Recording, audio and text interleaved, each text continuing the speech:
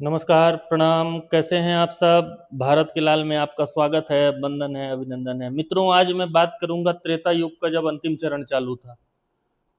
भगवान राम के लिए सारे देवगण चिंतित थे कि इतने वर्ष हो गए भगवान को अपने विष्णु लोक से गए हुए पृथ्वी लोक में और अब तो वापस आएँ। तो यमराज जो है वो ब्रह्मा जी के पास जाते हैं, ब्रह्मा जी से प्रार्थना करते हैं कि हे ब्रह्मदेव, मुझे मार्ग प्रशस्त करें।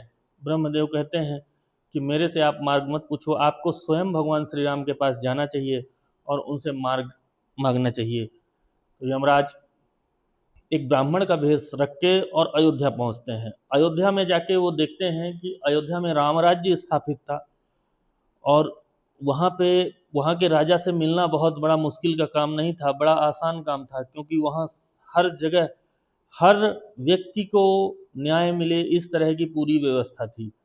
तो वहाँ पे जाके उन्होंने द्वारपालों और सैनिकों से कहा कि मुझे भगवान श्री राम के पास तक भिजवाइए, मुझे उनसे मुलाकात करनी है। भगवान श्री राम से मुलाकात करते समय यमराज बोलते हैं कि भगवान मुझे अकेले में समय दीजिए। तो अभी ब्राह्मण भेष में ही बोल रहे हैं, तो और भगवान श्री राम कहते हैं बिल्कुल अकेले में समय देते हैं। तो उन्होंने कहा जब तक मैं, आप वादा करिए कि जब तक मैं आपसे बात करूंगा तब तक कोई बीच में नहीं आना चाहिए। तो भगवान श्री राम जो है वो एक ब्राह्मण को वचन देते हैं कि जब तक हमारी और आपकी बातें होंगी तब तक कोई बीच में नहीं आएगा, अगर कोई बीच में आता है तो उसको मैं मृत्यु दंड दूंगा। और इस तरह कहते हुए उन्होंने वहाँ के जितने भी सेवादार थे, जितने भी द्वारपाल थे, जितने भी सैनिक थे, उनको बाहर किया उस कक्ष से और उस जगह से, और लक्ष्मण जी को बुला के कहते हैं कि हे लक्ष्मण, दरवाजे पे रक्षण करने का कार्य तुम्हारा है, किसी भी तरह का कोई व्यक्ति आ नहीं जाना चाहिए। मैं अगर कोई आएगा तो उसको मृत्यु दंड दूंगा। तो भगवान श्री राम के कहने पे लक्ष्मण जी उसके बाहर रक्षा करने लगते हैं। उधर अब काल जो है तो ब्राह्मण रूप से स्वयं यमराज बन के उपस्थित होते हैं। वो कहते हैं कि हे प्रभु, पृथ्वीलोक में आपका बहुत ज़्यादा समय हो चुका है, अब यहाँ से आपका विष्णुलोक में जाने का समय आ गया है, तो कृपया मुझे समय बताएं कि कब जाना है। इतना वो लोग बातें कर ही रहे थे भगवान श्री राम और यमराज, उसी समय दुर्वासा ऋषि आते हैं और वो धड़धड़ाते हुए अंदर तक पहुंच जाते हैं जहाँ पे लक्ष्मण जी खड़े थे। लक्ष्मण जी उन्हें रोकने का प्रयत्न करते हैं। तो लक्ष्मण जी को दुर्वासा ऋषि कहते हैं कि अगर तुमने मुझे श्री राम से मिलने नहीं दिया लक्ष्मण, तो मैं पूरी अयोध्या को कर दूंगा, श्रापित कर दूंगा। तो लक्ष्मण जी ये सोचते हैं कि अगर पूरी अयोध्या सिर्फ लक्ष्मण की वजह से बच जाती है तो यह लक्ष्मण अयोध्या के लिए कुर्बान है। और जहाँ पे स्वयं यमराज और भगवान श्री राम बातें कर रहे थे, लक्ष्मण बीच में उपस्थित हो जाते हैं और वो कहते हैं कि बाहर दुर्वासा ऋषि आए हैं, क्रोधित हैं, आपसे मिलना चाहते हैं। लेकिन वहां से यमराज गायब हो जाते हैं। अब चूंकि प्राण जाए रघुकुल रीति सदा चली आई, प्राण जाए पर वचन न जाई, इसीलिए भगवान श्री राम ने पहले ही कह दिया था कि जो बीच में आएगा उसको मृत्यु दंड दूंगा। और बीच में आने वाला व्यक्ति उनका खुद का अपना बहुत प्रिय भाई, जिसने पूरी जिंदगी एक दिन भी अपने आप से ओझल नहीं होने दिया, वो था। उसके लिए वो चिंतित हो गए। सबसे पहले तो उन्होंने दुर्वासा ऋषि से मुलाकात की, उनका आवभगत किया। उसके बाद दूसरे दिन सुबह सुबह की दरबार लगी। दरबार में जितने भी सचिवगण बुद्धिमान गण थे उन सबको बुलाया गया और उनसे बताया गया कि ये स्थिति थी और अब लक्ष्मण को क्या दंड देना चाहिए। तो वहाँ पे स्वयं निर्णय करने में महर्षि वशिष्ठ उपस्थित थे। वहाँ पे भरत, शत्रुघ्न, स्वयं भगवान श्री राम, हनुमान जी, विभीषण जी, सुग्रीव जी, सारे लोग उपस्थित थे। उसके अलावा वहाँ पे जो अयोध्या के निजी सचिव थे, सलाहकार थे, बुद्धिमान व्यक्ति थे, वो सब उपस्थित थे। उन सब ने एक मत से कहा कि प्रभु, अगर किसी को मृत्यु दंड डायरेक्ट ना देके और उसको शहर से या नगर से या राज्य से निष्कासित कर दिया जाए तो वह भी एक तरह का मृत्यु दंड ही होता है। तो उन सब की बात मानते हुए लक्ष्मण जी का भगवान श्री राम ने भारी दुखी मन से निष्कासन किया, लेकिन यह निष्कासन भी लक्ष्मण जी को पसंद नहीं आया। वो गए और उन्होंने सरयू में समाधि लगा दी और सीधे सशरीर बैकुंठ को गए, जहाँ पे उनको पहले वो शेषनाग अवतार थे, उनको पहले से जाके भगवान श्री राम के आने की व्यवस्था करनी थी, आसन बनाना ही था, तो पहले से जाके वहाँ उपस्थित हो गए।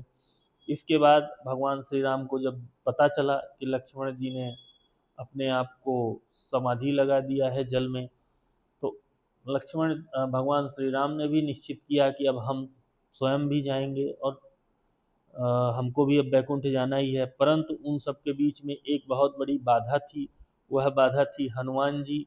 हनुमान जी जो यमराज को भी पराजित करने की क्षमता रखते थे, हनुमान जी को कोई हरा नहीं सकता था। और भगवान श्री राम को ये पता था कि जब तक हनुमान हमारे साथ में हैं तब तक हमको ये जाने नहीं देंगे, यमराज हमको लेके भी नहीं जा सकते हैं।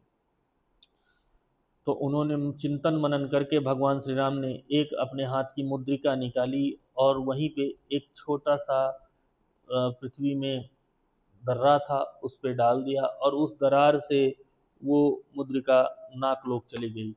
और हनुमान जी को बुला के आदेशित किया कि हे हनुमंत, मेरी मुद्रिका नीचे गिर गई है, तुम सूक्ष्म रूप धारण करके जाओ, उसे ढूंढ के लाओ। हनुमान जी ने आदेश का पालन करते हुए सूक्ष्म रूप धारण किया और नीचे गए। नीचे जाते जाते जाते जाते नागलोक पहुँचे, जहाँ उनको नाग के राजा वासुकी मिलते हैं। उन्होंने बताया कि हे नागराज, मैं हनुमान हूँ, अयोध्या से आया हूँ, भगवान श्री राम की मुद्रिका गिर गई है नीचे, कृपया यदि आपको मिली हो तो दे दें। तो वासुकी जी मुस्कुराते हुए कहते हैं, बिल्कुल, आप जाओ पीछे और ढूंढ लो। पीछे जाके हनुमान जी देखते हैं कि वहाँ एक बहुत बड़ा पहाड़ लगा हुआ है। उस पहाड़ में सेम उसी तरह की मुद्रिका, जिस तरह एक मुद्रिका में राम लिखा हुआ था, उसी तरह की करोड़ों मुद्रिकाएं पड़ी हुई थी। हनुमान जी परेशान हो जाते हैं कि इसमें से वो मुद्रिका कौन सी है जो अभी गिरी है। तो उन्होंने नागराज वासुकी का आवाहन किया। हनुमान जी कहते हैं नागराज वासुकी से कि हे नागराज, भगवान राम की जो अभी मुद्रिका गिरी है वह कौन सी है। तो उन्होंने कहा, मुझे नहीं पता है कि वह मुद्रिका कौन सी है, लेकिन मुझे यह पता है कि जितनी भी मुद्रिकाएं हैं सब स्वयं भगवान राम की ही हैं, एक भी मुद्रिका किसी सामान्य व्यक्ति की नहीं है। तो हनुमान जी आश्चर्यचकित हो जाते हैं कि यह क्या कह रहे हो।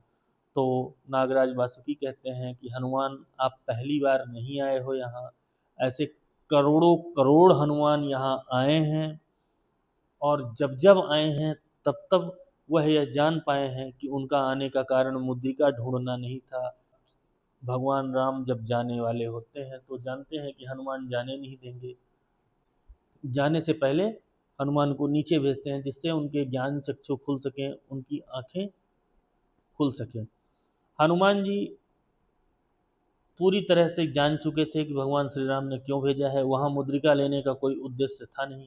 वापस हनुमान जी उड़ते हैं, वहाँ पहुँचते हैं जहाँ अगला सीन अयोध्या में चालू था। तब तक अयोध्या में भगवान श्री राम ने अपने राज्य में बताया कि कल मैं जल समाधि लेने वाला हूँ। यह बात राज्य के दरबार में जब पता चली तो चारों तरफ हल्ला हो गया। पूरे शहर, नगरवासी, शहरवासी, राज्य के जो लोग उनको मानते थे, उसके अलावा उनके घर के उन अपने खुद जो दो भाई थे, भरत और शत्रुघ्न, इन सब ने भगवान श्री राम के साथ में ही जल समाधि लेने की घोषणा करी। वह समय ऐसा था कि न कोई किसी से बात कर रहा था और न किसी तरह की मधुरता थी, और सब धीरे धीरे गए, सब ने एक एक करके जल समाधि ली। जब जल समाधि लेने ही वाले थे उसी समय हनुमान वहाँ पहुँचते हैं सरयू के किनारे। तो भगवान श्री राम उनको कहते हैं कि हे हनुमंत, मैं विष्णुलोक जा रहा हूँ, मैं हमेशा तुम्हारे साथ रहूँगा, पर तुम अयोध्या में यहीं रहना है और अयोध्या की रक्षा करनी है और साथ में पूरे पृथ्वी की भी रक्षा करनी है। जो तुम्हारे शरण में आएगा उसको तुम्हें सहयोग करना है। तब से आज भी कहा जाता है कि हनुमानगढ़ी में हनुमान जी निवासरत हैं। और यह मैं आपके लिए एक छोटी सी कहानी लेके आया था। बहुत बहुत धन्यवाद, प्रणाम।